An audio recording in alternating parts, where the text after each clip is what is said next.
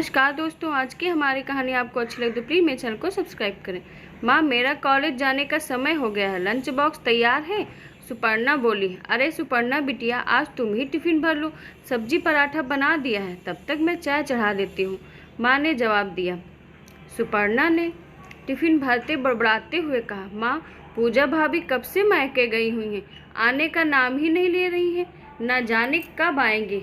सारे घर का काम तुम्हें ही करना पड़ रहा है। अरे बिटिया, सुबह सुबह काहे बड़बड़ा रही हो? अब जा आना होगा तो आ जाएगी, पहली बार तो नहीं गई। देखो तुम्हारे रजत भैया आ रहे हैं, अब चुप हो जाओ और कॉलेज जाओ, माँ ने कहा।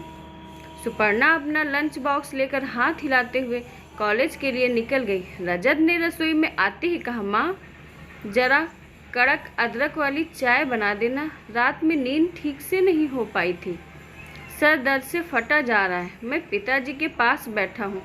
थोड़ी देर में नंदिता जी सबके लिए चाय लेकर आ गई। बातों ही बातों में नंदिता जी ने बेटे रजत से पूछा, क्यों पूजा बहू कब तक आने वाली है? माँ, कल रात पूजा से फ़ोन पर बात हुई थी, उसकी माँ की आँख का ऑपरेशन तो हो गया है, पर डॉक्टर ने आराम करने को कहा है। पूजा अभी कुछ दिन और रुकने वाली है। अरे बेटा, अब मुझसे भी रसोई में काम नहीं होता, उसे जल्दी आने को कहो, माँ ने कहा। माँ, तुम्हें तो मालूम है, साल भर पहले उसके पिताजी का निधन हो गया है और वो घर की इकलौती बेटी है, तो उसे अपनी माँ का ध्यान रखना पड़ता है। माँ, तुम पूजा को फ़ोन करके उसकी माँ का हाल चाल पूछ लेना, उन्हें भी अच्छा लगेगा, बेटे ने कहा। समय मिलते ही नंदिता जी ने पूजा बहू को फ़ोन लगाया और कहा, तुम्हारी माँ की तबीयत कैसी है और तुम कब तक आ रही हो? मुझे यहाँ घर के सारे काम करने पड़ रहे हैं, रसोई में तो आदत ही छूट गई है, पूजा ने जवाब देते हुए कहा। मम्मी जी, आप कुछ दिनों के लिए खाना बनाने वाली रख लो।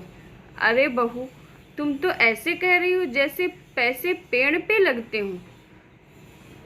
तुम अपनी माँ की देखभाल के लिए किसी रिश्तेदार को बुला लो और तुम यहाँ आ जाओ। तुम्हें तो मालूम है, सुपर्णा की शादी को अब कुछ ही महीने बाकी हैं, सारी तैयारियां भी करनी। नंदिता जी ने थोड़ी ऊंची आवाज़ में कहा। पूजा बहू ने भी जवाब देते हुए कहा, मम्मी, माँ के प्रति मेरा भी तो कुछ फर्ज है। नंदिता जी ने ताना देते हुए कहा, आज तुम्हारा भाई होता तो तुम्हें बार बार दौड़ना नहीं पड़ता, ऐसे कब तक चलेगा? और फ़ोन पटक दिया। पूजा को भाई ना होने का ताना सुनकर बहुत बुरा लगा, पर वो चुप रही। पूजा की माँ को सारी बात समझ में आ गई कि बेटी की सास नाराज़ है। उसने तुरंत पूजा को वापस जाने के लिए कहा। एक दिन नंदिता जी के घर सामने एक टैक्सी आकर रुकी। नंदिता जी समझ गई, उसके कहते ही पूजा बहू वापस आ गई है। सुपर्णा ने देखा, भाभी टैक्सी से उतर रही हैं, पर साथ में उनकी माँ भी है। पूजा अपनी माँ का हाथ पकड़कर अंदर सोफे में बिठाने लगी। नंदिता जी की भौहें तन गई कि ये क्या, बहू के साथ उसकी माँ भी आ गई। पर रजत बहुत खुश था। चलो, पूजा को अब आने जाने की परेशानी नहीं होगी। पूजा ने फ्रेश होकर सबके लिए खाना बनाया और अपनी माँ को सुपर्णा के कमरे में ले गए, पर सुपर्णा को यह पसंद नहीं आया। उसने तुरंत भाभी से कहा, भाभी, मेरे कमरे में आपकी माँ, मुझे परेशानी होगी। अरे सुपर्णा, कुछ दिनों की तो बात है, तुम माँ के साथ रह लो। मौका मिलते ही पूजा ने रजत से कहा, मैंने निर्णय लिया है, माँ का घर बेचकर हम यहीं कहीं खरीद लेंगे, जिससे माँ हमारे पास ही रहे। पूजा की बात सुनते ही रजत ने कहा, मकान लेने की क्या ज़रूरत है, माँ हमारे साथ भी तो रह सकती हैं। रजत, माँ कभी बेटी के ससुराल रहने को तैयार नहीं होंगी और मैं भी नहीं चाहती कि माँ हमारे साथ रहें और संबंधों में कड़वाहट आए। पास रहने से उनको भी अपने हिसाब से रहने में आसानी होगी और हम भी उनका ध्यान रख सकेंगे।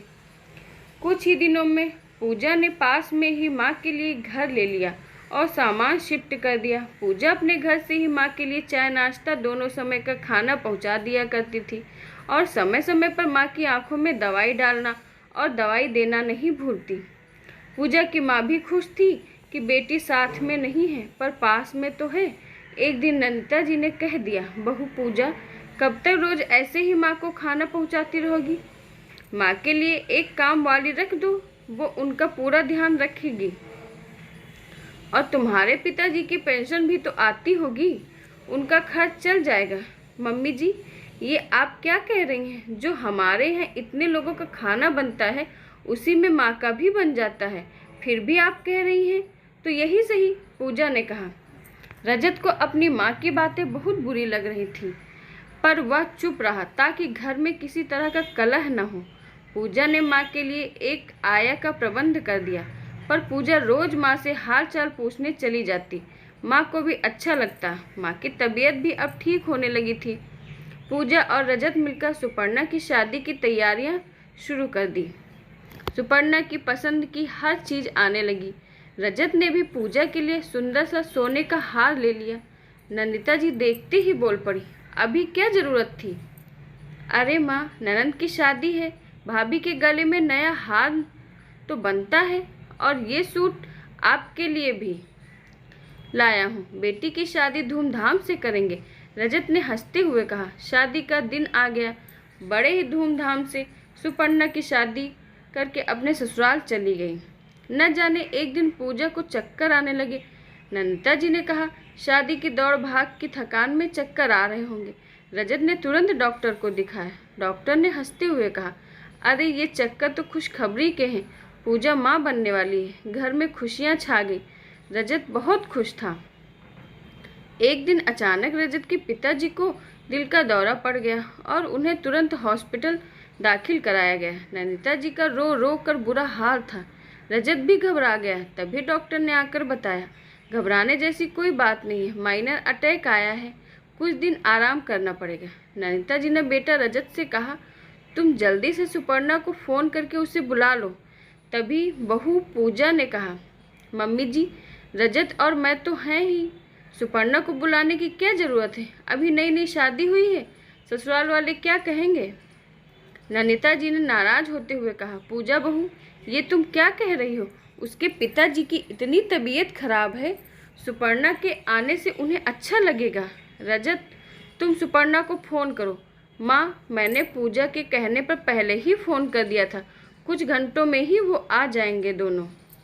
नंदिता जी पूजा को देखते रह गई। उन्हें भी अपनी बेटी की याद आने लगी थी। जैसे पूजा अपनी माँ के बुलाने पर मायके जाती है, आज उन्हें भी अपनी गलती का एहसास होने लगा। आशा करती हूँ दोस्तों आपको हमारी कहानी पसंद आई होगी। धन्यवाद।